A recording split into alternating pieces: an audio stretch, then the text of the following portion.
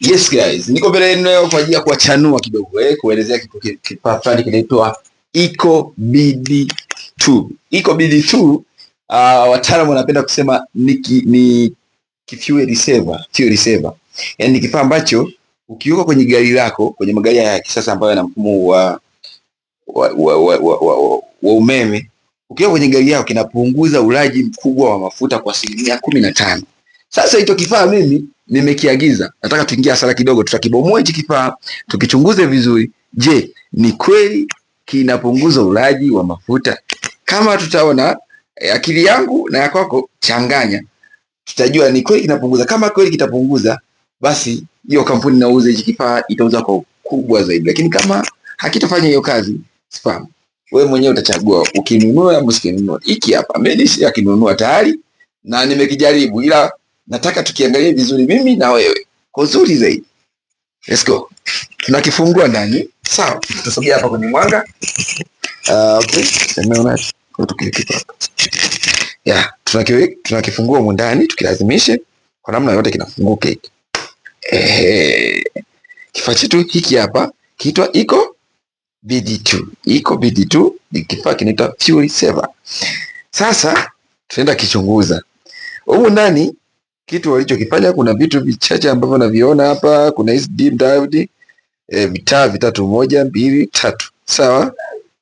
Lakini pia kuna hii keypad, alafu pia kuna hii IC hapa ambayo kuna hii IC ambayo sasa tuanza kuangalia. Mimi nikiangalia kwa uzuri zaidi hapa na kusogezea kwa karibu zaidi.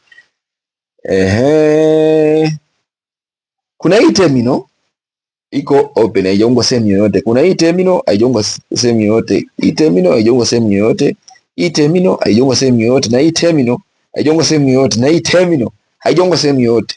Hii terminal haijaungwa sehemu yoyote. Hii terminal haijaungwa sehemu yoyote, na hii terminal haijaungwa sehemu yoyote. Hii terminal haijaungwa sehemu yoyote. Kuna hii terminal haijaungwa sehemu yoyote, lakini hizi terminal mbili zimeungwa kama negative ya umeme, positive. Hata kwenye gari kule ukipima, hapa ndo kuna negative, yani ground iko hapa, imeingia hapa. Lakini pia kuna hii terminal ya kwanza nayo imeungwa hapa, ndo volt 5 zinaingia kwenye upande wa gari kule, kwenye ile ukipima plug zako kwenye ile gari, kwenye terminal za kwenye gari kule ambazo zinaingia kwenye hichi kidude, zinaingiza volt 5 hapa, mguu wa kwanza, na hapa ground. Kwa hiyo kidude kimeingiza volt 5 hapa, kimeingiza tu volt 5 huko ndani, lakini hakuna connection nyingine ambayo ina out kuingia kwenye gari zaidi ya hapa. EAC imeunganishwa kwenye hii taa. Ukiangalia huu mguu haujaungwa sehemu yoyote, huu haujaungwa sehemu yoyote, lakini huu mguu wa kwanza umeungwa, na huu mguu wa kwanza umeungwa kwenye hii nani, kwa ajili ya kuipa signal hii kipadi, kuipa signal hii AC inapopata hizi volt kuja kulisha hizi taa. In short, hii AC inahusika na hizi taa na hizi nani, na hizi inahusika tu na hizi taa, kulisha hizi taa ziwake na kubadilisha hii. Manake unapobonyeza hapa unaipa signal hii diode ichange, hizi diode zichange ziwake mwanga kudimdim au zifanyeje. Je, kwa hivi maelezo haya niyo kuelekeza hapa na unavyoona je, kwa sababu control box hizi, yani hivi ndio vinavyokusanya taarifa za control box mle kwenye gari.